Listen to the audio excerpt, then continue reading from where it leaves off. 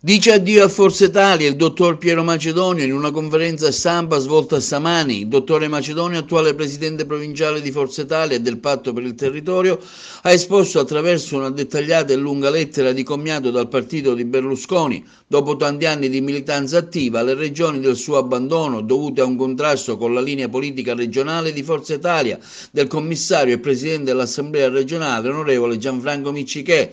Tante le promesse fatte per il nostro territorio, tra queste anche quella di un assessorato a un esponente della nostra provincia, cosa poi non mantenuta. Io con rammarico sto lasciando Forza Italia, che mi ha dato momenti meravigliosi negli ultimi 24 anni. Berlusconi secondo me è stato il soggetto politico più importante di questa epoca temporanea, l'ha condizionata bene. Poi il commissario regionale invece sta lavorando per conto suo, come vi ho detto nella conferenza stampa.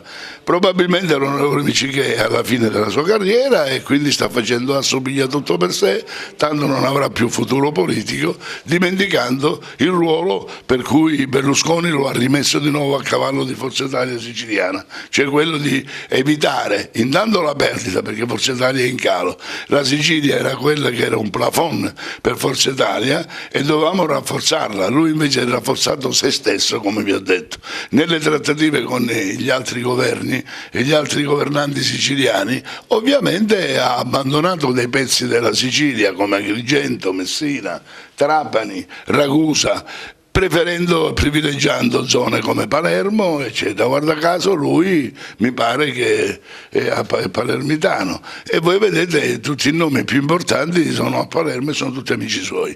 E ad Agrigento dove ha promesso prima che l'onorevole Gallo stesse nel listino e non l'ha mantenuta. Secondo è venuto e le vostre televisioni, i vostri giornali sono pieni dello spot pubblicitario di Miccichè, che con la sua voce dice: visto che non sono stato capace di fare o di mettere Gallo nel listino, va bene? E vi darò un assessore, cioè dire, se la coalizione vince, uno degli assessori regionali sarà di Agrigento, lo darà l'Agrigento. Bene, anche questo è andato in fumo, se l'è mangiata, si è mangiata la dignità. E dopodiché dice che, visto che non è andato in listino, visto che non ha potuto fare l'assessore regionale, state tranquilli che ad Agrigento daremo la possibilità di gestire fette del territorio. Neanche questo, cioè praticamente se l'è svenduta totalmente Agrigento. E noi agrigentini di Forza Italia che cosa dobbiamo andare a dire ai nostri concittadini ora il 26 maggio quando si vota? Che cosa dobbiamo dire se non abbiamo fatto niente, perché non abbiamo niente? È grave chi ha tutto e non ha fatto niente. Alla luce di questa sua scelta, quale sarà il rapporto con l'onorevole Gallo? E magari, non so, l'onorevole Gallo la seguirà? Beh, con l'onorevole Gallo le posizioni sono totalmente diverse. Miccichè ha le sue responsabilità perché è il commissario di Forza Italia in Sicilia. Gallo è un mio fraterno amico, è un mio fratello, è un mio figlio, dite quello che volete, però anche i miei figli naturali non hanno ascoltato le mie raccomandazioni, figuratevi quindi Gallo, che potrebbe essere un figlio acquisito.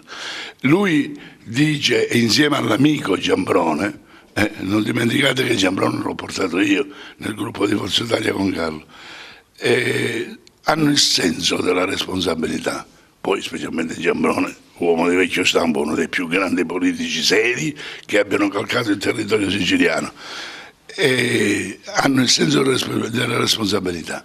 Dice, noi siamo segretario di partito, deputato regionale, non possiamo abbandonare questa nave, anche se è guidata male, sta andando alla deriva. E invece io ho cercato di sollecitarli dicendo che il movimento contro non è un movimento contro l'Italia, contro Forza Italia, ma è un movimento contro una persona. Se voi vedete, un esempio lampante l'abbiamo avuto l'altro ieri mattina, quando il nostro commissario regionale Miccichè viene intervistato da una giornalista che gli dice: a Roma Forza Italia ha votato la sicurezza.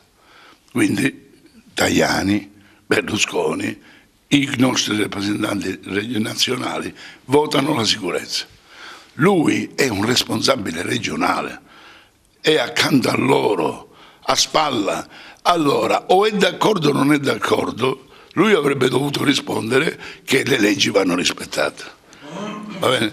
Dopo, se fosse stato in disaccordo, sarebbe salito a Roma, aveva la possibilità per i titoli che ha di farsi sentire e avrebbe dovuto fare la battaglia all'interno, ma non all'esterno, cioè in un momento come questo in cui Forza Italia sta calando nei consensi, in cui in Sicilia si vede che Salvini sta salendo nei consensi proprio in virtù di questa politica con l'immigrazione.